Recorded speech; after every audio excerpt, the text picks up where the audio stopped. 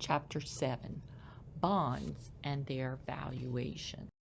So we are going to talk about the key features of bonds, how to value bonds, how to measure yield on bonds, and finally, bond risk. To start with, what is a bond?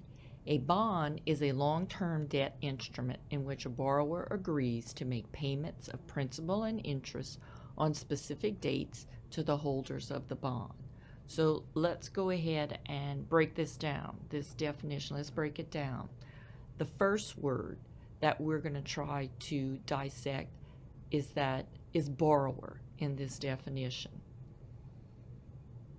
The entities that issue bonds can be corporations, they can be governmental bodies.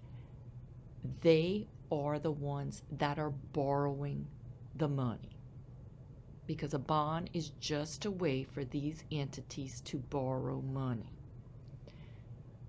Now, we may call the borrower another name. We might say that they are issuers of bonds, or we could say that they are sellers of bonds.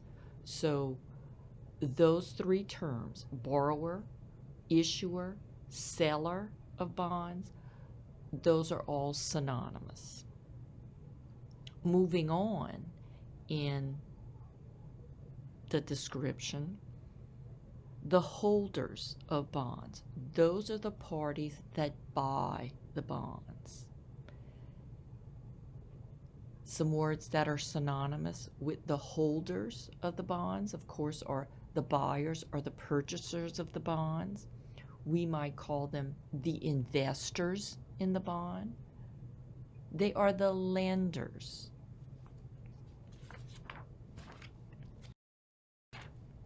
There are key features of a bond. All bonds have a par value. That's the face amount of the bond.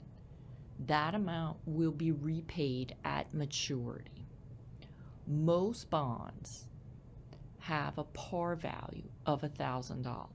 As a matter of fact, this amount is so commonplace in the bond market that most of the time it isn't even stated. You just assume that it's $1,000. Bonds have coupon interest rates. That's the stated interest rate that is paid by the bond issuer to the investor.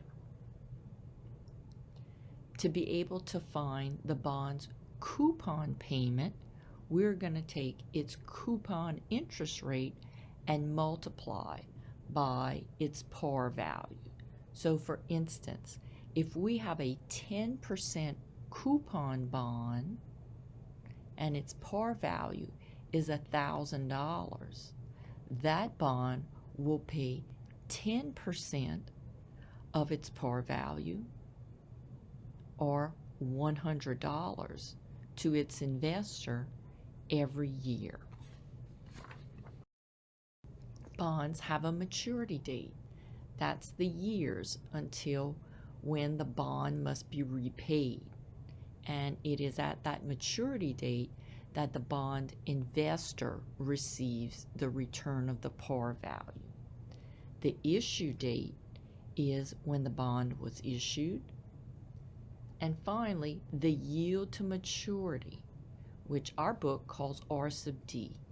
It is the rate of return earned on a bond held until maturity.